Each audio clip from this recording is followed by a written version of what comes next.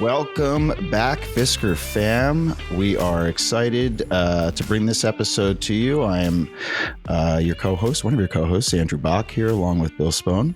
And special episode for us today. We're excited to have our FOA president, Cristian Fleming, joining us for this pod. And we're finally getting to talk to Cristian a little bit more about honestly, the entire impetus for this initiative, a little bit more about his background, and this is one of those interviews we were hoping to bring to you before the voting process, but schedules wouldn't align.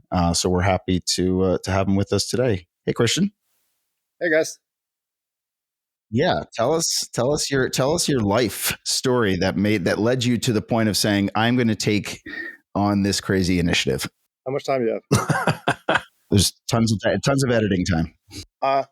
So I'm autistic, and I get like I've been obviously autistic my entire life, but wasn't diagnosed until 46. My wife and I went on vacation in 2017, and we went out to lunch, and just for kicks we went.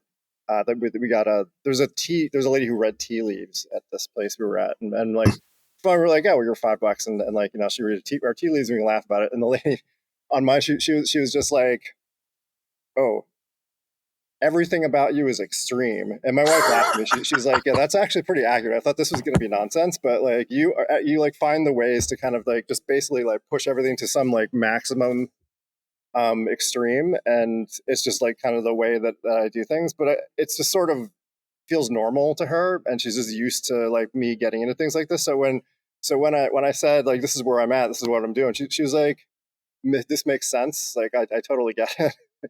You know, I know why this is interesting to you. But, you know, I think that I am actually like pretty well suited for this, because I can sort of just stay focused on something for a very long period of time. And that thing can be very frustrating, and it can be really difficult. And like, I just find it interesting. Yeah. I don't know if a lot of people know your background. Like, what do you do? Bill, you just asked the question my mom asks me all the time. Like, what is it that you actually do? And she asked my brother the same question, because he's a biostatistician, and I'm a designer, which is like, people think they know what it means, but it's actually like this like vast profession. So I'm a system designer, and so what that means basically is like I use human-centered system designer.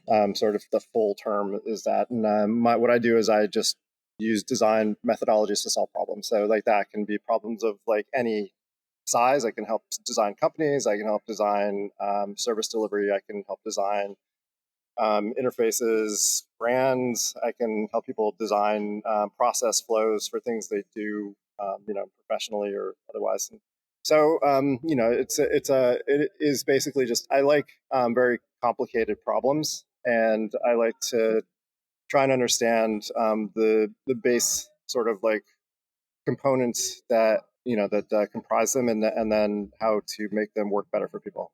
So taking on this role at FOA, that is probably is this one of the most complicated problems you've taken on? Yeah, I think so. Well, actually, it was like, Andy Sue, the FOA was his idea. He's pretty background, and most people don't really know much about his involvement, but like he just posted on Facebook. He's like, hey guys, I think we have a problem here, and like, you know, this company's going to go bankrupt. We have to organize, and we have to figure out what we're going to do. And I was kind of thinking that in the back of my head. And so he and Brandon, all I know him, I've only ever known him as Brandon, even though we've spent so much time in like negotiations together.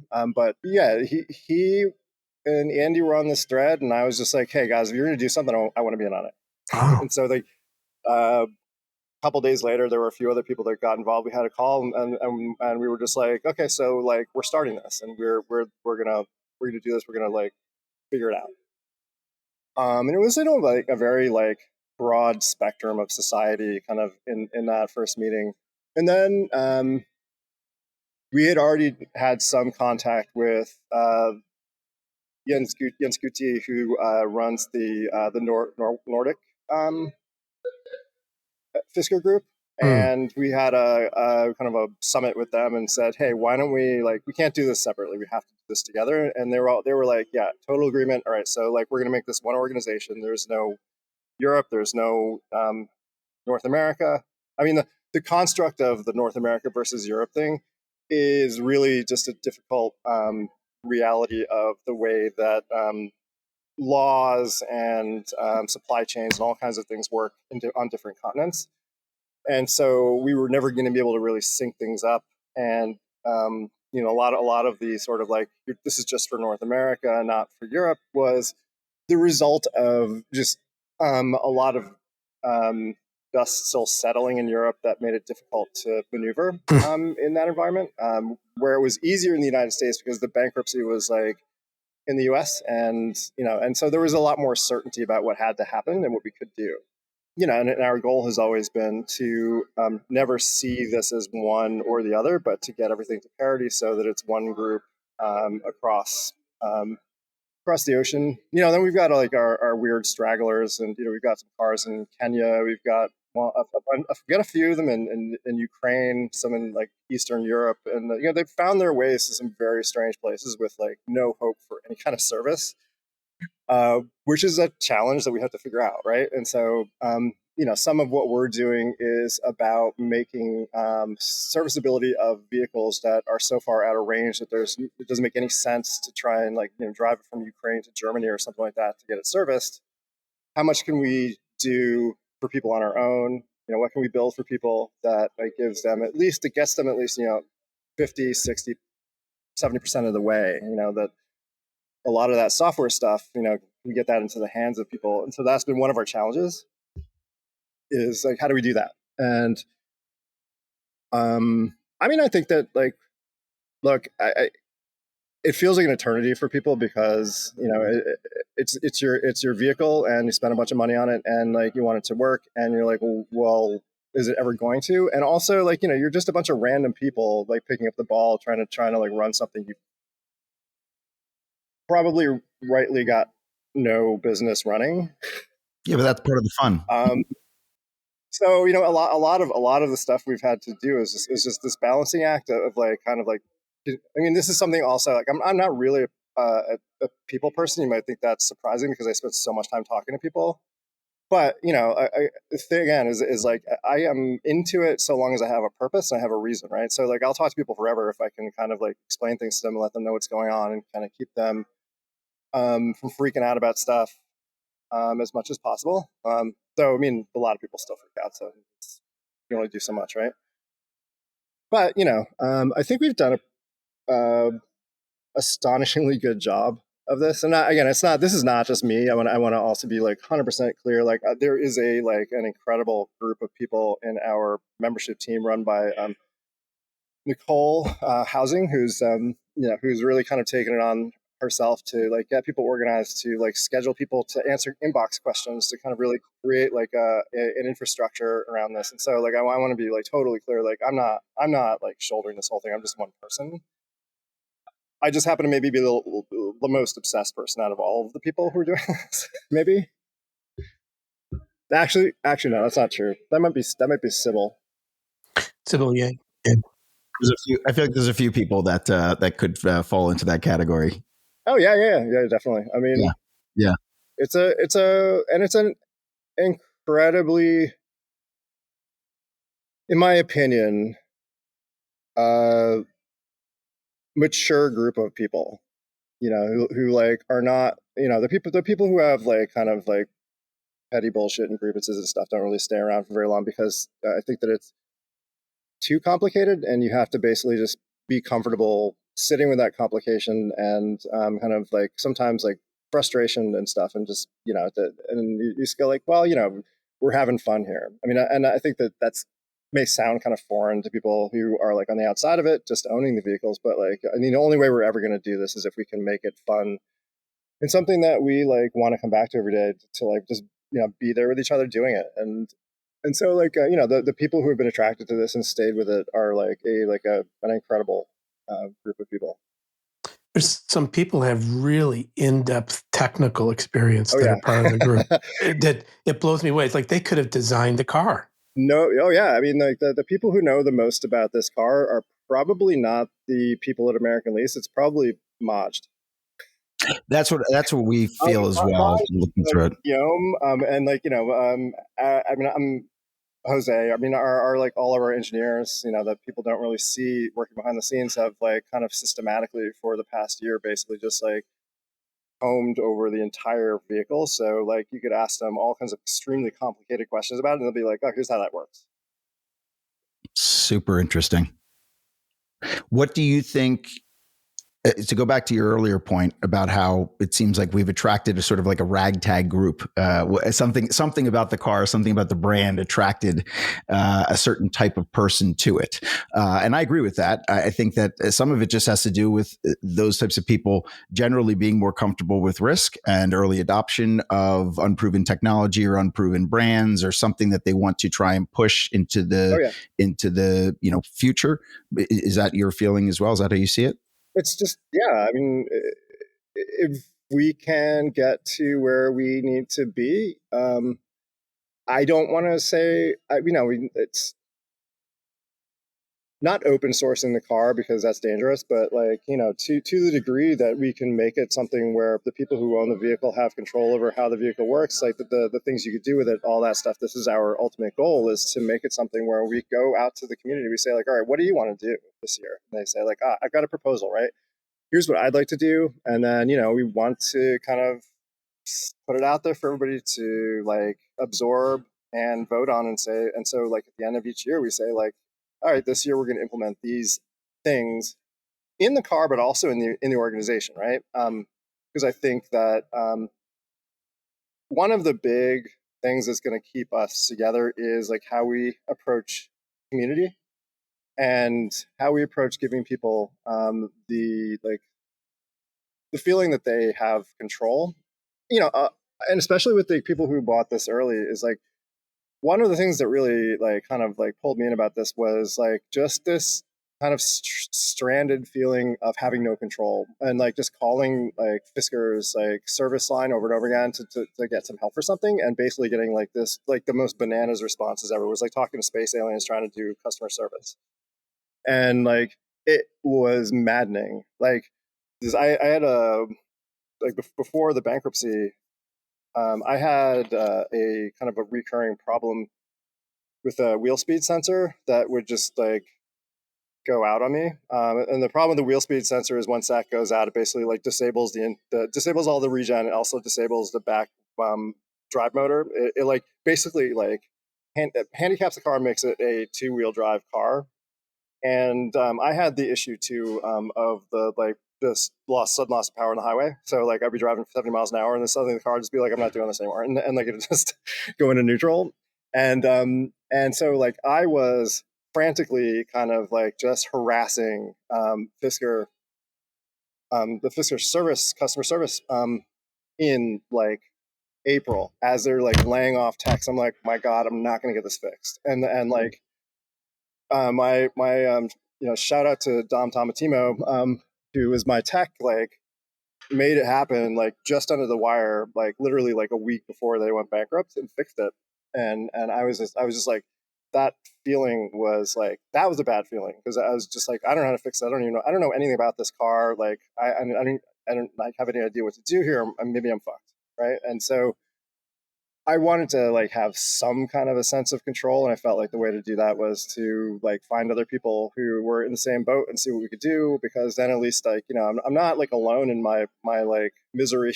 I've got some company, and that feels a little better, even if it's not great. Knowing that you are like to take on these more challenging situations or opportunities, what attracted you to just how challenging this situation was to take on? The uniqueness of it?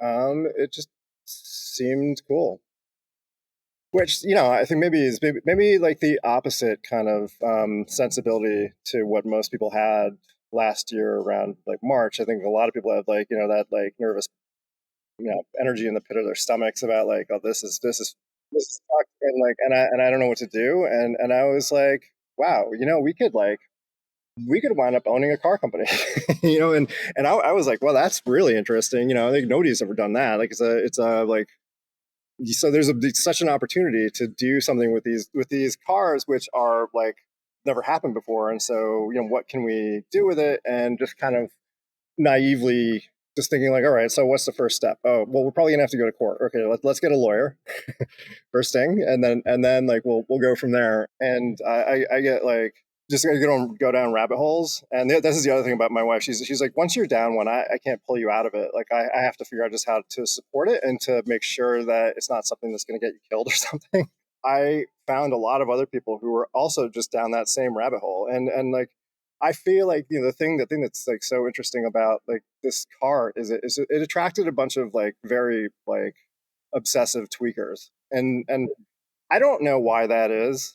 That's actually been one of the biggest pieces of feedback I've gotten in the course of dealing with my current service issue, which the car is still, Bill, in the shop, just so you know. So yes, it is still there. But what Forrest at Pat's Garage has been very, transparent with me about and really enjoys about this community is the sort of the camaraderie, the sharing of things. You learn something wrong. All right, let's make sure that other people are aware of this. Let's get it out there. Talking with different techs, talking with different people, all trying to figure out in a much more sort of, collusive or cohesive way what the solutions are to these, and then have a central repository for all of the, all of the information. I got a thought there, going back to your point, Cristian. You said obsessive tweakers is who were attracted to this, but I think there are a spectrum of people out there, and I would say because this is such a short-lived group with just so much human resources that are being pulled in so many directions beyond the association, there's an incumbent responsibility to put in a little bit of effort to study, to research. To the amount of information available on the forum is just incredible. And I know because I run a business, and when you get asked a question a million times, the temper can grow short, and you just keep on pointing back to there's a way. It's already been covered, that kind of thing. And I'm trying to communicate that to people in the nicest way possible. But you have a responsibility because of the situation we're all in to study, to research, to look it up, to ask. Certainly you can ask questions, but most of the answers are out there. Yeah, and so I think this is another one of my unusual capacities is like I can answer the same question 500 times and not get annoyed about it. Like, I will answer the same. I will answer people just and I see people get upset about it, and I try to tell them like, look, these people are new, their conditions are different. Like, we don't really organize things well enough yet, so it's forgivable that people could ask the same question so many times. There is confusion, and it's our responsibility to just calmly answer those questions as many times as people have them, and to do it like in a friendly way, and to just always be even keeled, because I think a lot of the times when people have these questions, they're panicked about stuff, and I think that the thing about EVs too is that it's still fairly new, and a lot of people aren't really familiar with them. And so like when they do the things that EVs just do, they think it's broken, right? And my dad used to build computers in the 70s and stuff like that. So like honestly, like when it doesn't work, I just turn it off and turn it back on a few times and try some stuff and see what combination of kind of cheat codes or whatever I need to get something to work. And that's always the way that I've approached technology. And so I look at an EV that way, and I'm just like, okay, it's just a computer on some wheels. And so let me just turn it off, turn it back on. Maybe I'll go have a coffee or something, come back out, and it'll probably be fine or something. But I think a lot of times people, when something happens for the first time, they're just like, oh my God, this is crazy, right? And so I think that when you have a bunch of people who are calmly answering that question, it makes people feel more confidence that it'll get figured out, and that they have support and we'll do it together. And that's always been again, I think that this is why Nicole has done such amazing work with all the people who answer the inboxes. She trains them to just be that way. And then, we have like our like internal chat WhatsApp groups or whatever. And, they can blow off some steam about people and have a laugh about it or whatever. And like kind of move on and like stay even keeled. So we support each other. And I think that like kind of that support is really important. But I want to go back to what you had asked about, like you said about the techs and forest at Pats and stuff. And I wanted to say like, I think that this is probably I can't recall any time in history where basically the owners and the service techs are actually they're all part of the same team. And so, our like engineers like know so much about the vehicle that we have like a WhatsApp group for techs, and like they ask us questions, and our techs answer those questions, and and they have this dialogue, and we develop tools for stuff and get those out to the techs to use and things. And so like I think it's a very unusual feedback loop. And and so the techs are such a big part of our community too. Yeah, and I think honestly, Cristian, your point about people being uncomfortable with EVs writ large, I think that's true of just modern vehicles, right? I think as any new, I see any, my dad, both my parents got new cars this year. Neither one of them would get into an EV, but I was able to put them into their first mild hybrids, and even that, just a mild hybrid with a little bit of modern technology, they're like, "Whoa, this is an enormous sea change," and I'm going, "Well, yeah." I mean, the complexity of the technology in any modern vehicle, EV or not, is extraordinary. Yeah. I mean, EVs are just one step further into like just the unknown. Yep. But yeah, no, that's true. I think it's general. Go ahead, Bill. So yeah, I was going to say some other sort of spin-off organizations and companies have actually started because of FOA for different reasons. And I think maybe there's a chance to provide some clarity why these organizations exist the way they do. Sure.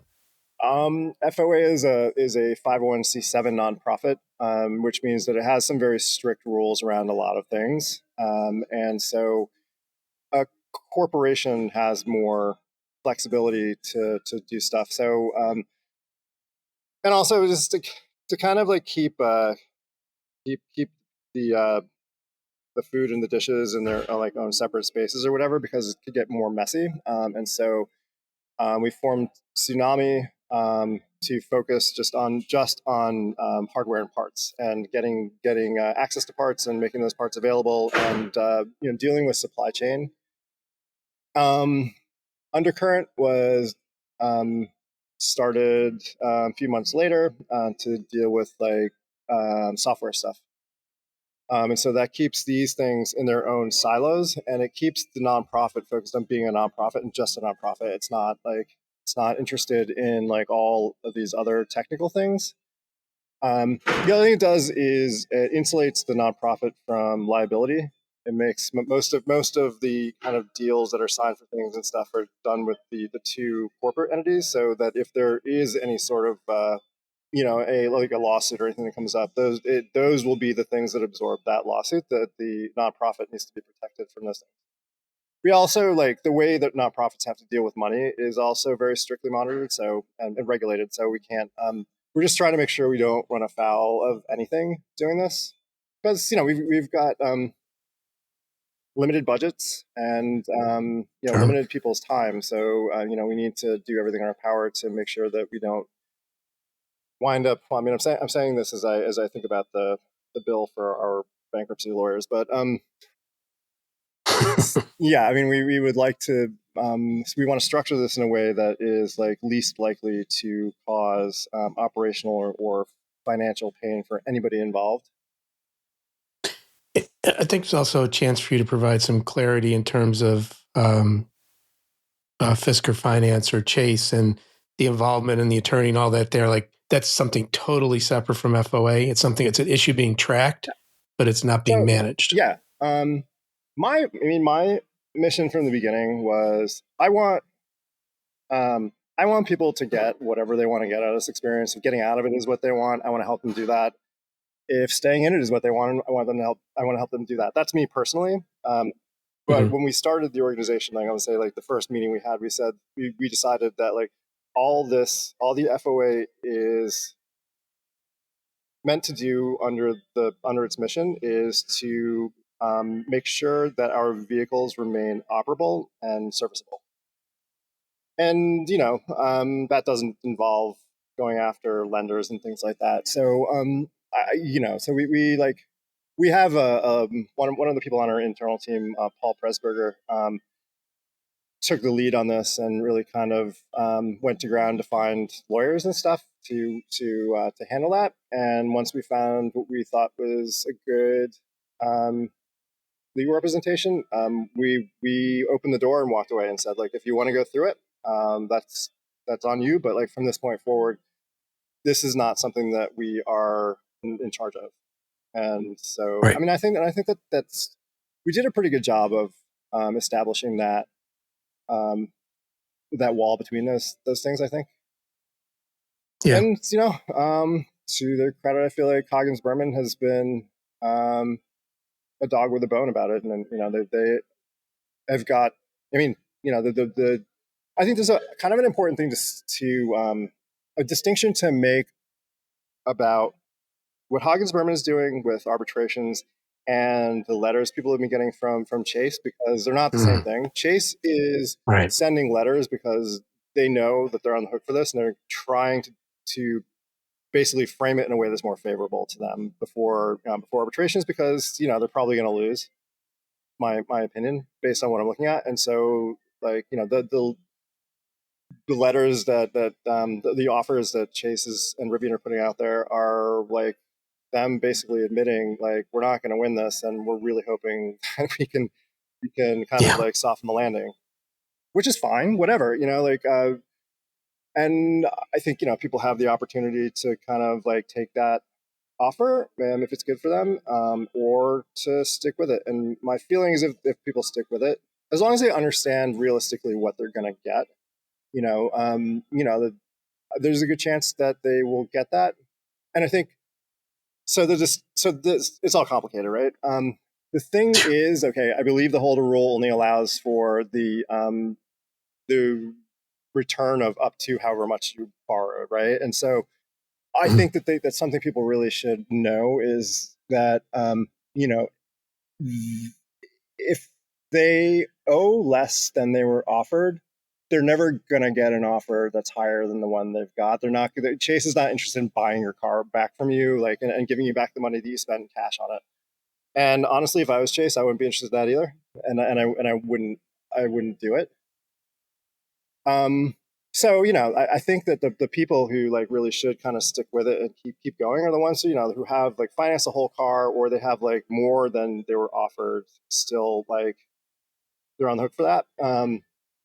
I think that gap will be filled, and so those people, I think definitely shouldn't take any offers. And if you're not getting what you still owe back, then it's a bad deal. Yeah, that is my situation, and that is my approach as well here. Yeah. And like I think I'm honestly, like, whenever anybody gets out and like you kind of see their sense of relief for their own situation, I support that. And this is all I've ever wanted for people, was for them just to find some kind of closure, and to be able to get out in a little better shape than they might have without some kind of an effort. But to put them in the best shape they possibly can be in. I mean, that's like what I hope for. And then like the people who want to stay in, like I said, like let's go somewhere and let's do something interesting.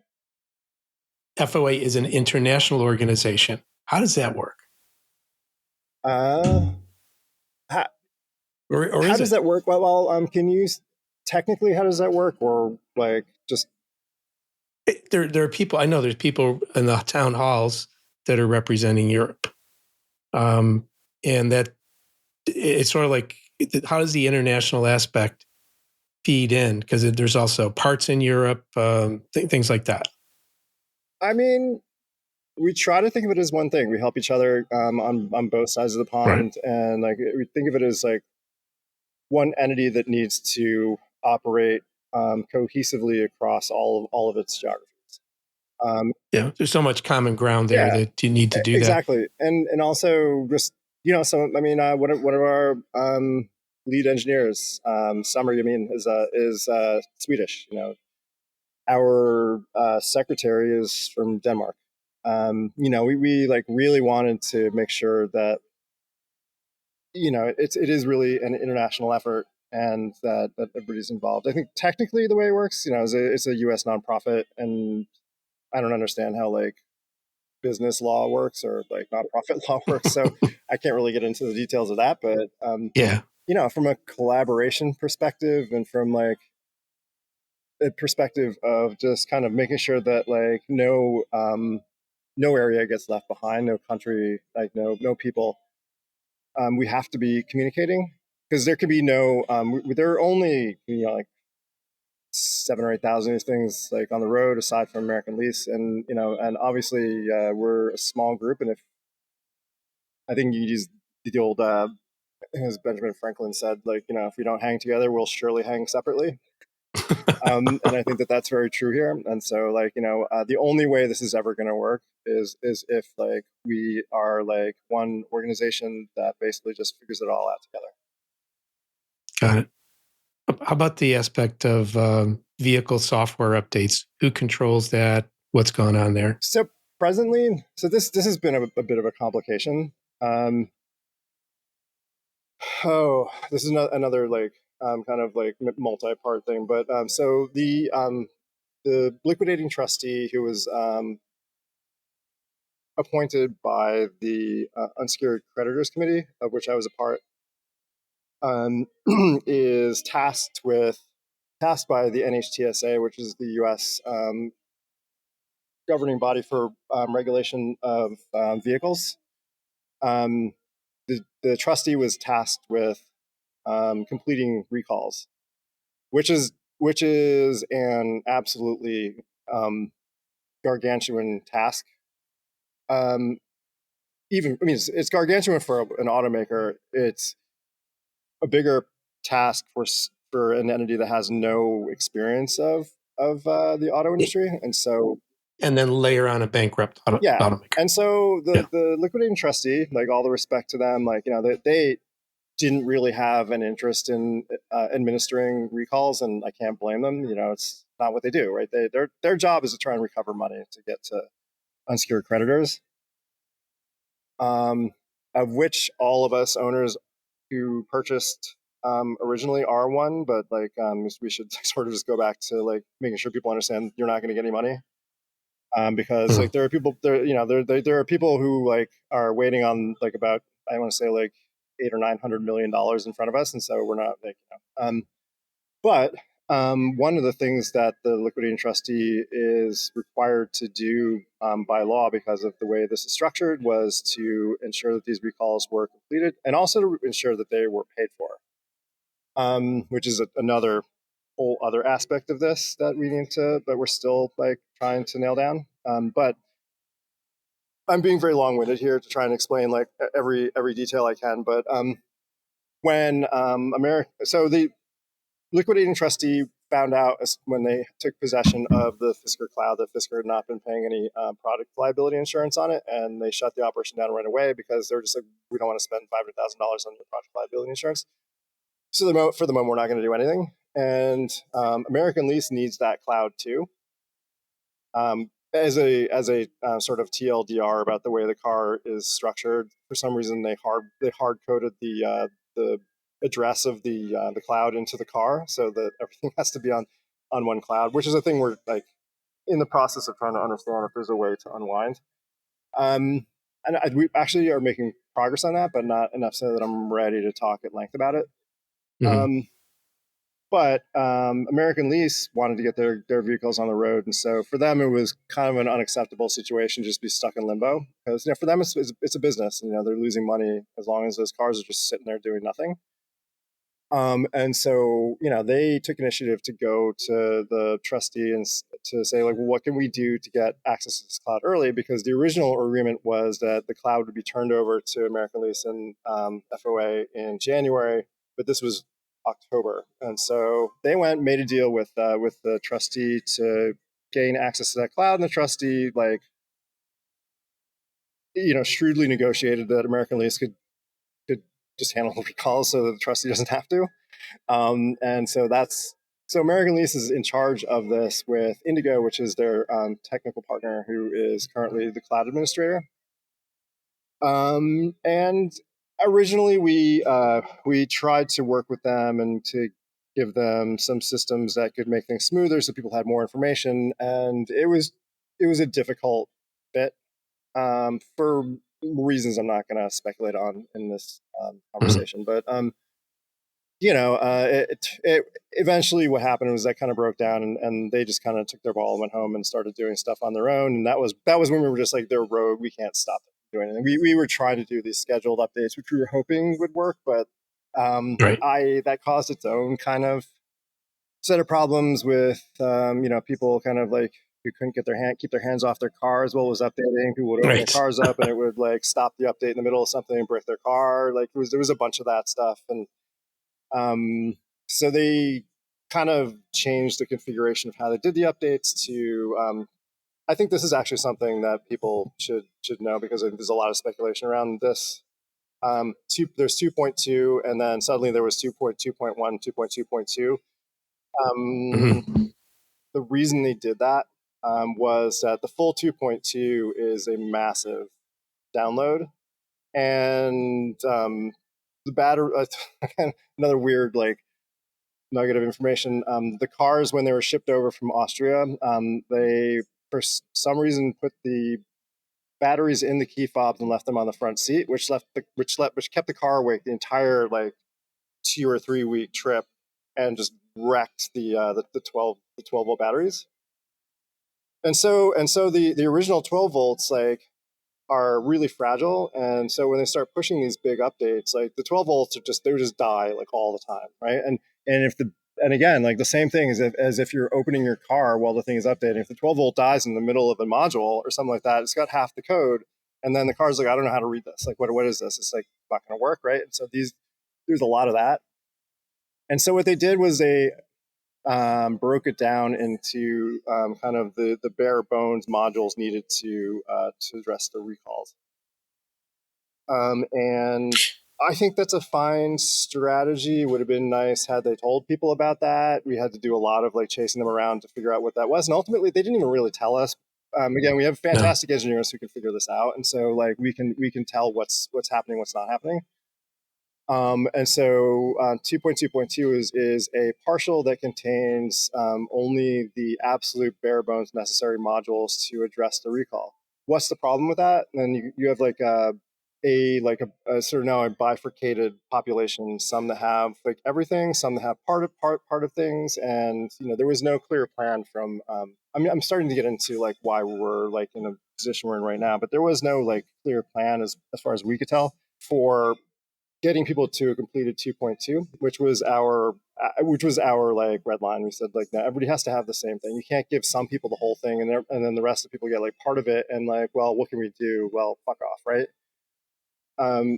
We like, the guidance from NHTSA was that 2.2 must be installed in the cars. 2.2 is the full software package. And so we have maintained that is on the trustee, and therefore Indigo and American Lease to do, and to not charge anybody for it, because that's this is a federally mandated recall. This stuff has to be covered according to the NHTSA. And 4 of the recall aspects are software, and 2 are physical. The water pump and door handle are physical. Yeah. So yeah, the pump of the door handle. So I think that also kind of gets me to the point of giving people maybe an update on on the trustee covering that stuff as they are required to do. Yeah. Yeah, and I think like people, I think we're rightly impatient in asking like, well, what's going on with that process? Why isn't it moving faster? Is it still even happening, right?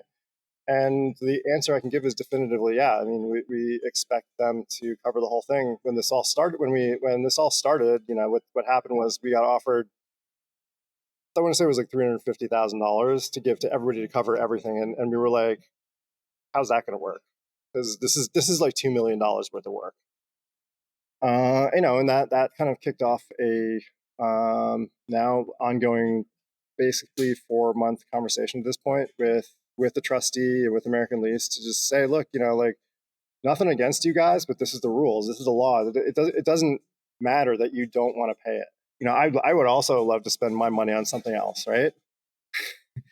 But that's the law, and that's what that's what you need to do. And so we've just been our only MO is like, we must advocate as forcefully as possible for owners and the things that owners need, and that just requires a lot of very stressful and oftentimes boring conversations with people about esoteric stuff. I spent a lot of time with lawyers. Yeah. When it comes to those physical aspects of the recall, there's also like a likelihood that you'll be like the battery thing.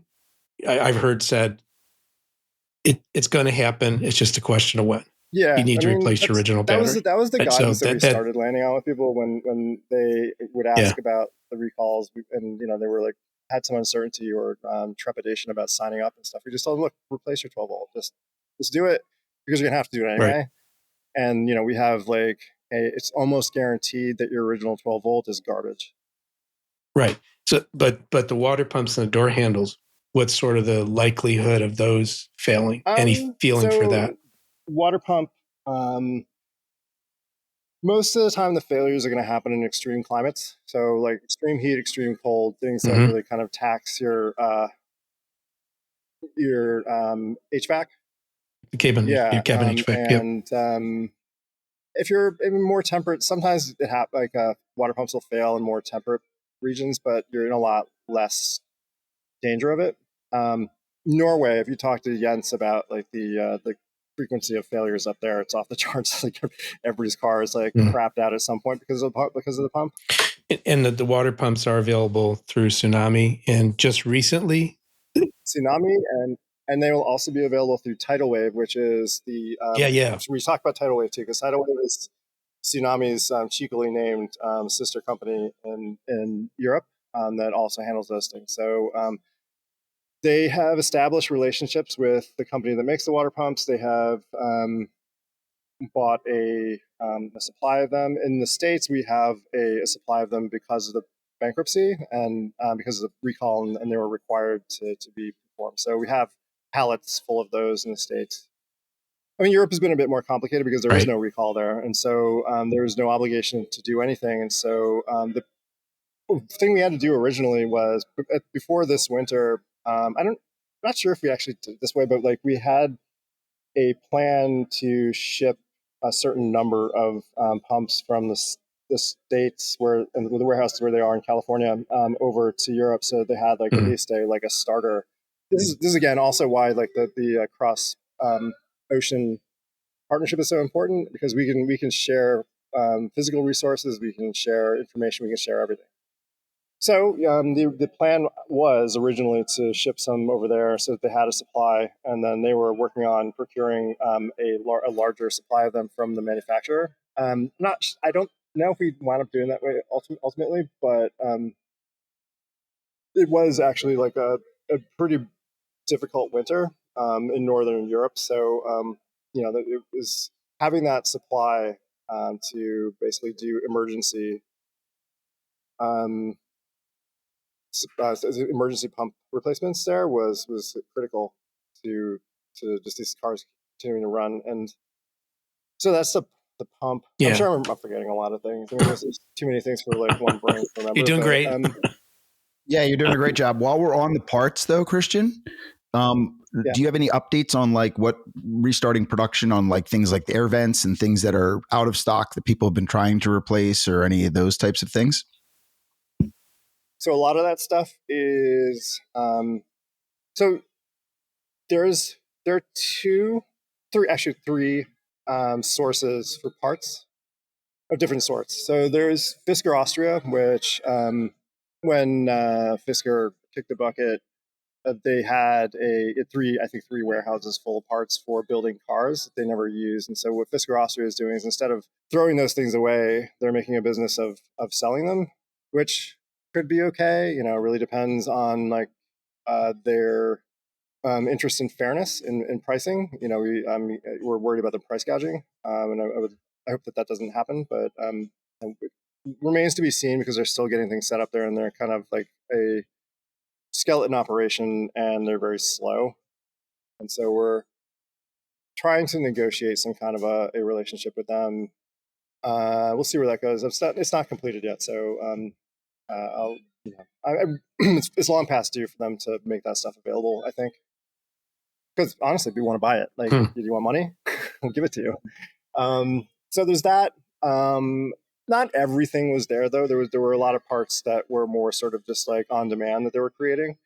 So like body panels and some of the higher failure parts were things that they were like making like really kind of like just before production, right? And so weirdly enough, like, there are no body panels in Graz. So American Lease, being in the bumper car business they're in, is also working on kind of closing the gap between the things that they have in Austria and what is actually needed. And so they're manufacturing stuff, and we have an agreement with them to let them act as a supplier for some things and to kind of make that a essential part of our relationship, which has been honestly like when we met with Josh for the first time last June. That was really the thing we left that conversation agreeing on is that. So, that's something that's an agreement we will continue, which is really important. And then the third is basically just salvage cars. So between all those things, we've started to kind of get into a position where like we can find parts. Insurance companies now, that when claims people are looking for parts, they call us to get things, and we're like the authorities on where to find stuff. So that's a good thing, I think. And I would venture to guess the continued insurability of the vehicle probably has something to do with the fact that we help them find things, and they know that they could talk to somebody about where to get stuff, and it's not just a black hole. That's interesting. One of the other things that's come up for me in all the repairs work that I'm getting done is that Evolution Autosports, the guys back in on the East Coast, they've actually developed their own air vents that are not that are going to be manual and not using the I guess the regulator that seems to have all these challenges. So even just that's another example of the the community coming up with solutions on our own that will work for all. Yeah, over the winter, my wheel speed sensor issue reappeared, and my it was a pretty snowy winter where I live up in the Western Catskills, and I live on a dirt hill with like a 20% grade. So once you get like a few inches of snow on it, it is like a bitch to get up. Without 4-wheel drive, and my car had only 2-wheel drive, and like actually were 2 incidents. There was this is mostly me being an idiot not getting snow tires. The first one I'm going to tell you, but like the second one is the wheel speed thing. But one trip home from the city, because my wife and I go to New York City all the time for work and stuff, and we were on our way home in a blizzard, and like they don't really like care to plow the roads at night up there because nobody's driving on them. And so, we were driving home on the highway at 25 miles an hour, made it to the area where we live. And by that point, like there was already like, a good 6 or 7 inches of snow on the road. And it was like kind of scary because it was, pretty slippery. And we like there are 2 ways to get back to my house. One of them is flat and one of them has this like pretty monster hill. And I made a poor choice of direction. And we wound up like getting almost to the top of this hill, and the car, again, not having snow tires, got stuck like 100 feet from the top of the hill. And my wife and I just had to bivouac in the car for like the next until 5 in the morning when the plow came, which was something. With only like 15% battery left in the car, and like needing to like heat the car so we didn't freeze to death and stuff, which it did. so that was incident number one. And then after that one, like I lost my wheel speed sensor again, tried to get up my own hill. And like a few times I did this where I basically just like slid up the hill and like you really kind of just like gun the car. It, like, the speedometer says you're going 90 miles an hour, but you're really just kind of like inching along at like, a foot a minute. And one time I kind of tried to pull that shit, and I had like only like 10% of the battery left, and I found out like how fast you can like kind of kill the battery if you just like gun it nonstop. And the car like within like I want to say like 30 feet of my house just shut off. It was like I'm done. I'm out. No more battery. And me and Fabio, one of our techs from Canada, spent the next like 3 days just like trying everything that he could think of to like try and get the car to accept the charge. And finally, I mean, it was all, oh, by the way, it was also like 5 degrees outside. And so at some point he was just like, your battery is frozen. There's no way this car is going to take a charge. And so we like I threw it on a flatbed and took it down to Joe, and Joe fixed it. And that was Fabio working remotely with you? Yeah. So Fabio, because of his diagnostic tools, could like see the state of the car and like tell me to do stuff based on the stuff that he saw. So it was great. And I mean, I love those guys so much because they care about this car in a way that I've never seen people care about a car. And like I'm conflicted about how much they do without getting paid. Yeah. And Fabio just spent like countless hours with me on the phone trying things. Just loves the challenge. Yeah, and I told him like, let me at least get you a good bottle of whiskey or something. He was like, no, it's this is what I like to do. Well, I'm going to say we covered an awful lot today. You filled in so many blanks for me, and I felt like I was pretty up to speed with things. And I want to like give the listeners a chance to digest this.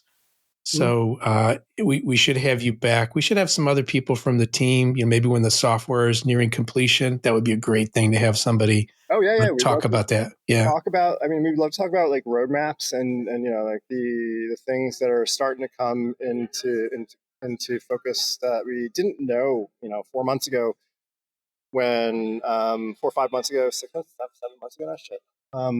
When Fisker like just died, that was when we were really able to start like digging into things that were a little bit more protected before. Like while Fisker was still around, there were things that we were trying to do, and like we ran into a lot of brick walls. We were just like, you can't do that, you can't do this. Like we were like, they were doing everything they could do to like kind of keep us away from the inner workings of the vehicle. So like, because I think they were worried that we were going to go and like kind of like do something to the cars that made them dangerous on the highway and kill a bunch of people or something like that, which is like, again, not something we would do. No. And we're pretty disciplined about the way that we approach this stuff.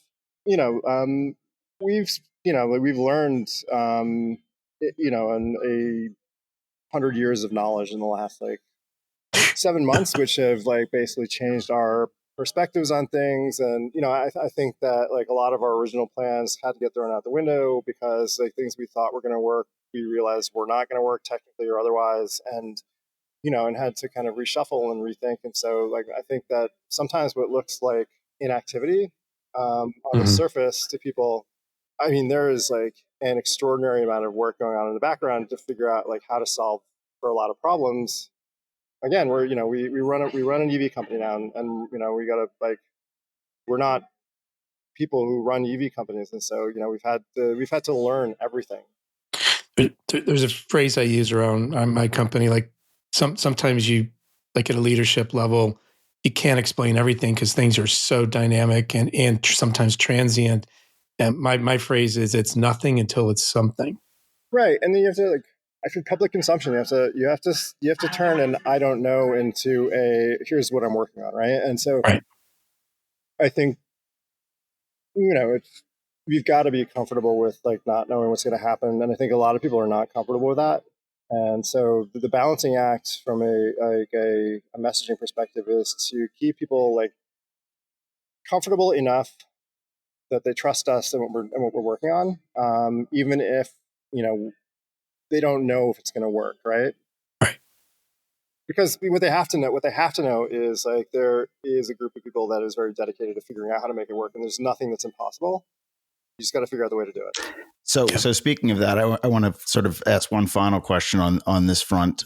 Given that you've learned 100 years of knowledge here in the last 7 months, Fisker Karmas have been on the road now for 15 years, right? Given the volume of difference in sales, and knowing that the Karma is still on the road, that they're keeping these things on the road, doesn't this give you a lot of hope for long-term success for what we're able to sort of put together and accomplish here, given just how many more cars we have, how many more people, how much more interest there is, the advancements in the technology, the ability for us to update things that could never be updated in cars like the Karma, like infotainment and processors and stuff like that. To me, it seems like it's a much more viable path forward, or we have a much more viable path forward with the Ocean than was ever with the not more viable than the Karma. I think that the difference between and it's been said to me many times in conversation to remember this, but the only thing that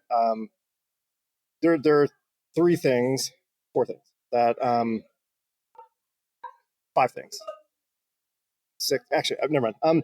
The Karma's not any the Ocean and the Karma are two completely different universes. The things that they have in common is there are four wheels, there's a steering wheel, there's an accelerator, there's some seats. Yeah. The Karma was a less complicated vehicle by a mile. I mean, it's the innovation that has happened in auto technology is like astronomical in the time between these two bankruptcies. Oh wait, the other thing they have in common is they were bankrupted by the same guy. So there's different types of bankruptcies, but yes, bankrupted by the same guy. Yes, he's very good at it. Yeah, I would argue like he's good at two things. He's good at designing a car and bankrupting companies. Yes. I think those are his talents. Yes. And also, I think being like just incredibly like kind of like blinders on about like the prospects. I mean, I remember that Brandon and I and Andy one day, just weirdly one afternoon, we wound up on the phone with him, and I was just. So if I'm in like negotiations, sometimes I'm a very like kind of belligerent person, just because it's a tactic. And I just told him like the only thing I want to hear from you right now is that you're going to help us, and that you're going to give us money, you're going to give us resources, you're going to give us something, right? And he was just like, oh no, you just need to sit back. I will have this figured out in 6 to 8 weeks. And I was just like, this is over, dude. Like you do not have any idea what's happening right now. Wow. Yeah. And so Sounds about right. To our credit, we walked away from that call going like, we're not going to like put any stock in anything he just said. Mm-hmm. Probably for the best. Right. Yeah. I mean, we were 2 months shy of the Chapter 7, and like there was just too much on the line to like sit back and like not try and wrestle control of things. And so, I just said, sorry, man, look, you're a great car designer. This is a good car. Honestly, like you're screwing everybody. This whole thing is screwing everybody. And like it's upsetting because like you just don't see it, and you have the power to do something, and you didn't. Yeah. Yeah. You made the decision or you opted, I should say, to work with Chase and Hagens on the buyout. Can you walk us through a little bit about your thought process around what made you ultimately take the offer, the Rivian choice, and everything else? Yeah, sure. So I, like many people, am married to a person who's much more sensible than I am, clearly. Like I said, it was a rough winter with the Ocean. It really kind of shit the bed a few times on things, and proved itself not to be like reliable. Certainly, especially for a place where it snows all the time. When we bought it, we didn't live there. We lived in Brooklyn, so. We were building a house, and we weren't sure if we were going to be there full time. So I wasn't really thinking as much about like weather and whether that car was the right thing for that kind of environment. And so originally we thought that nothing was going to come of this, Chase thing. But she was like, when we first announced that we were going to do it, she was like, we're signing up for that. And so our case was basically that we had a trade in and a really kind of a late model Audi Q5 with very low mileage, which I got a good deal on. And I sold it to CarMax and got a bunch of money for it, and then like paid some more cash into it. And so like our like financing was like $28,000. It wasn't really like all that astronomical. So when the deal came in from Chase, they like offered us like almost twice as much as the loan value, and she just looked at she was like, look, this car, I know you love this car, and like, but I need something that's reliable, and this is a really good opportunity to just like to do that. And so I'm like like many people with more sensible partners, I was like, you know what, I like my marriage. I love this car. I love FOA. I love like all this stuff, but like also my wife is more important than any of these things. And so like when she was just like, I want to get out of this. I was just like, okay, and like she actually likes the Rivian a lot. And so, we decided to go with the option to buy the Rivian. And, honestly, got the lease on our Rivian is $293 a month. Wow. Which, you can't really argue with the economics of this. Nope. From a financial standpoint, it's hard to pass that up. Yeah. And so what she said, we had this conversation because like, I was like, this is, I'm the president of this organization. I can't not have one of these cars. I have to resign. And she was just like, oh, you could get another one. I don't want to drive it. It's like, I just need to have a car that I can rely on, and then you can do whatever you want. And so I'm actually in the process of getting another one. So, I am admittedly, so everybody knows, I Fiskerless at the moment. That's a short-term thing. I'm getting another for that, but got to keep my wife happy. So that's where I'm at with that. For full transparency, and I feel like I said, like I am in this for like people to get whatever they need to get out of it, and she's part of this too, and so this is what she needed to get out of it. So like that's that, and what I need to get out of it is another Fisker. And I think that path, we talked about this, Bill, on our last episode. I don't, I could see many people if it's financially prudent to do that type of thing, where if you can get an offer back from Chase for more than what your loan is out, and you can sort of be made whole, and then find one of these cars either brand new or lightly used on the market for $20 some odd thousand. I think that's a great way to sort of salvage the situation. Under 20,000. Yeah.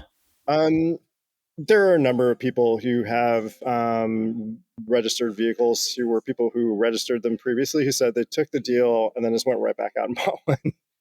Yeah. That's, I think if it had been a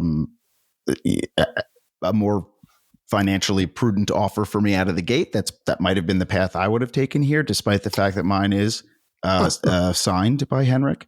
I don't know that that's worth anything anymore. I would say the car worth less. Yeah, that's part of the fun, right? So I, trading in my early sub 1,000 number Ocean One for a later model is not something that I was overly concerned about, because it's just there's nothing else out on the market that's like it, and that's the hardest transition. Right? That's the thing. I mean, look. The Rivian is great. I did not like, after I got that, after I signed the lease, I was like, oh shit, I probably could have I got a dual motor standard, right? And after I was like, man, I could have just gotten like a quad motor, and like also I could have like with this 8,000 pound beast, I could have gone from 0 to 60 in 3 seconds, and I kind of thought better of that, and I was just like, you really don't need that. This is fine. Yeah, but. And the Rivians are great cars. I think the situation many of us are in, and this is my boat. It's just too big. It was just too big of a vehicle, and I think that was a big consideration when looking at this as well. I felt like it was too big from the outside, inside, it is, for something about the inside, it just doesn't feel that unmaneuverable, which is like kind of crazy because it's a fucking huge car. It is a way, but yeah, I've driven a few of them. I've driven both the R1T and the R1S, and while they're great, I don't know that they're daily drivers for me, just in terms of their size. I'm not here to sell Rivians. I mean, like, but yeah, no, I understand. I understand. well, I was one more thing. Oh, right, Yeah, right, right, you right. said you had some stuff you wanted to say for the end. The ocean is the car. I'll like get my rocks off, like smashing the pedal and like probably driving myself into a pole one day with it. That's what the ocean's for. Yep, makes perfect sense.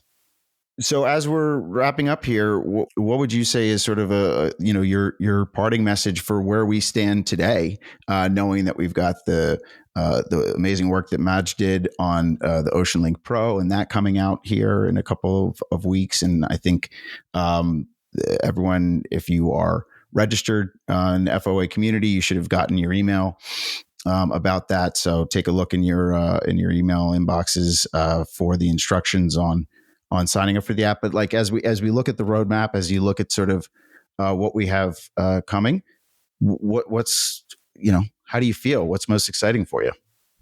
Well, one, regarding the app, if you try to sign up and you get an error, just wait a little bit, try again, because right now, like, a lot of people are hitting the server, and that may be like not the issue tomorrow anymore, but it's not that it doesn't work, it's that there's just too much traffic. Makes sense. So what am I excited about? I'm excited to like finally move from like the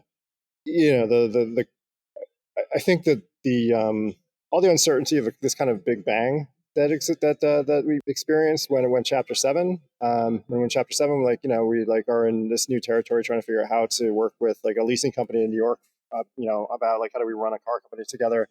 We have like divergent interests and things like that. And so there's been a lot of, I mean, it's no secret in the community that like that we've had our differences and that we've had arguments. I do want to also say like there's a dialogue. There's always a dialogue, and sometimes we don't like each other, and sometimes we fight about stuff. But we always come back to the table and talk about like what can we do together, because like again, like to go back to the Ben Franklin quote, like they're part of this too, and there are things that we can do together, and there are things that are going to cost us a whole lot more to do separately. And so I think we realize that.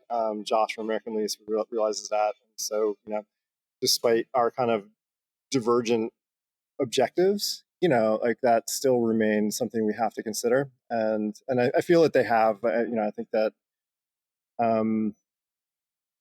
it's just one of our primary goals is to make sure that we're not in a kind of a hostage situation where one entity controls everything about the car. And we were kind of headed in that direction, which has led to a bit more of a aggressive negotiation on our part to make sure that we're not just basically like, if Josh wants to change the prices on things, it just goes like, well, tough luck, guys. I'm the only game in town. Because he's not. I mean, we have like engineers who can figure this stuff out, and are figuring this stuff out. And so like I think that we want to work with them. And I think that, again, like for all of us, it's cheaper and we can share information and solve problems faster. But at the same time, like, look, we like our allegiance is not to making sure American Lease gets paid. It's to making sure that that owners are getting a fair deal, and not getting fucked the way that everybody did by Fisker. I think that we all have that experience fresh in mind, and so at the leadership level, we're very sensitive to facilitating any further experience in that direction for people. But what am I excited about? I'm excited about like getting through that, and I'm also excited about like what they're doing with the Ocean Link Pro app is like incredible.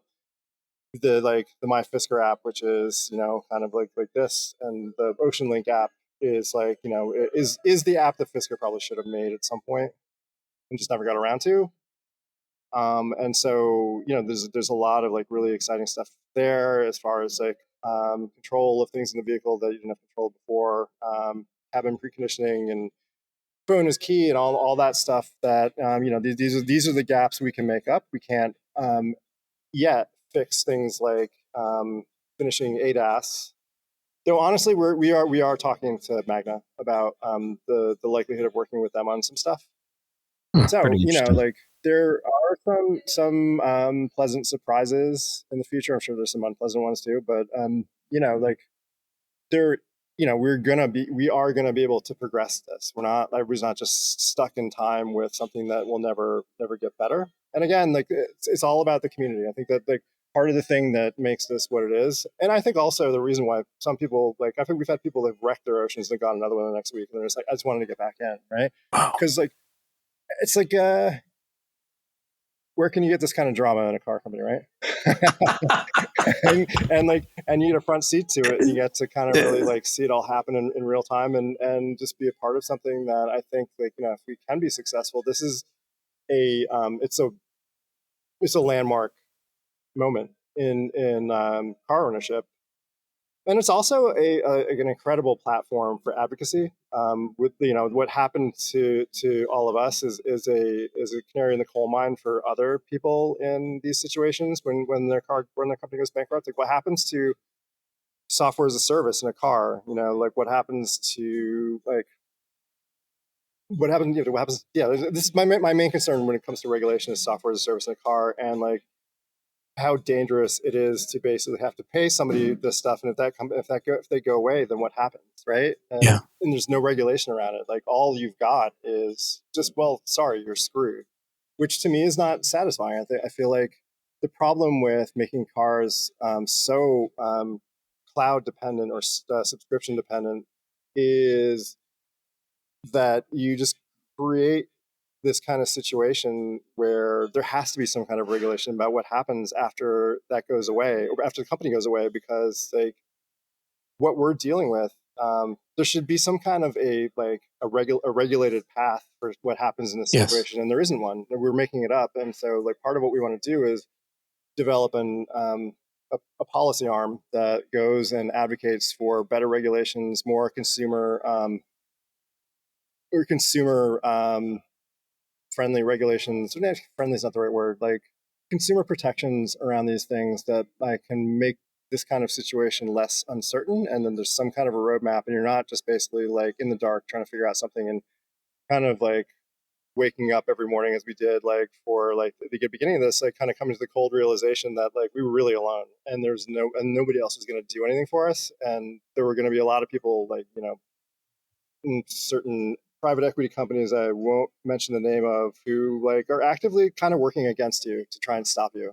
Yeah, I mean, And so that this should never happen to anyone ever. yeah, I completely agree with you. Love the fact that you're taking that approach, or that we as an organization are taking that approach. This is not like a $200 smart toaster oven that goes under or something like that, right? This is you're talking about in many cases the second most, or in some cases the most expensive purchase a consumer is going to make in their lifetimes. Oh yeah. And it should probably be treated slightly differently than I've had conversations with people that really like make me angry, because people were like, I bought this car for myself as a retirement present, and now I'm underwater and I have to go back to work, and I'm just like,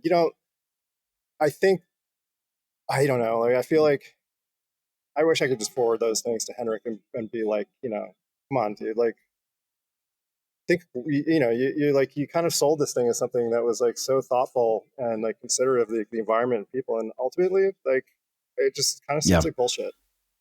Yeah. And so like I do it. I'm passionate about this partially because of those people, or anybody. Like I just think about my own experience. I think that like I multiply that by however many of these are on the road, and I think like every person who got in at the beginning is like having some version of this experience, and like it makes me upset, and so like that's also part of the thing that like the reason why I wanted to do something to like try and improve the situation, and that's part of what drives me. Other than the fact, I think it's fun. I love the challenge. I love the people, and I love the community. I love I don't really like people. I don't spend a lot of time talking to people. Like I've had a lot of bad experiences with people, so I tend to keep to myself. But this is different, and like I feel like when I talk to people, I feel like I have a whole like new group of like thousands of friends. Yeah, I was going to say it's there's a common shared experience. And so I challenge. And so, you know, like I guess I'll close. You know, as a person who like is an autistic person who has a lot of trouble with like communication and stuff. Like this has been like an experience for me that like is beyond. It's personal. Like just getting to like be a part of something that I'm not usually allowed to be a part of. So I want to talk about there's a community of people who have not. There's a group that has not joined FOA. They like are in opposition to. They think that we're like kind of like in it with ALL to screw people and whatnot. And I think that they maybe don't understand how complicated this is. And I'm not going to name names or anything like that, but like I've had some like difficult conversations with the person who runs that group. And I would love to be able to have a dialogue with him about stuff, but he makes a habit of sort of making veiled legal threats to me, and so I just don't talk to him. And that's the only reason why, because I know he's going to listen to this. So like I figured like might as well like kind of talk to him through here. Like I think that the thing to understand is like the thing that he brings up to me whenever he gets in touch is like you have to do things for all owners, and my answer to that is like, great, join us, let's work together on this. Then like I'm not trying to like freeze you out or screw you over or like control you or whatever. As a matter of fact, like you should run for president. Like I don't care. Like I think I agree with him that we have to work together, but I also like there is no path where we don't have to pay for things, and I think that like there seems to be a conviction among that group where it's just like, well, if I can go off on my own, I can pay less and I don't have to deal with like dues or whatever. But like then you're really kind of hamstrung about like any kind of further development, any kind of like support. You're kind of like you're just screwed, and there isn't like the same degree of community. And so I want to work out issues with them. I want to talk to them. I just like, it can't be in the form of like,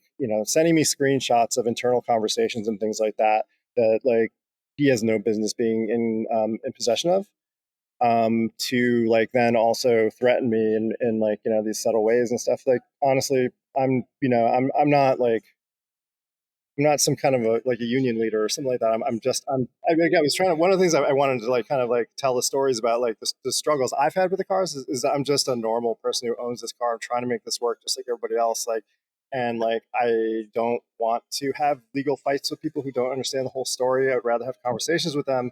This is a little hard to have those conversations when the entree to those conversations is in the form of like a veiled threat.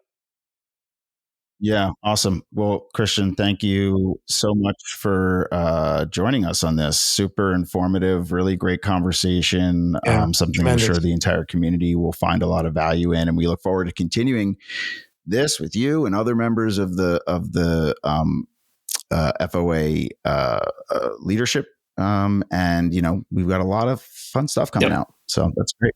Let everybody know how easy this was. This is just a conversation. I just wanted to say, if you have questions about something or if you're confused about anything, and you can't find information about something, if you're just hunting around and struggling to find things, the best thing to do for your peace of mind is just email info@fiskeroa.com, and somebody will get back to you. All of those people who answer those emails they have a repository of information to give people about how to do common things and troubleshoot and things like that. If you have questions about where to find a service provider, that's on the website. But again, you can also you can email info@Fisker OA and just ask them to have a conversation about the weather if you want, and they'll probably respond to you. I will too. So honestly, if people want to get in touch with me directly, please don't do it that often. But if you ever feel the need to escalate something, I tend to answer everything. So actually, I definitely answer everything. So if I don't answer you, it's not because I didn't want to. It's probably because I forgot to respond. You should just follow up. But email me. I am probably altogether too accessible. All right.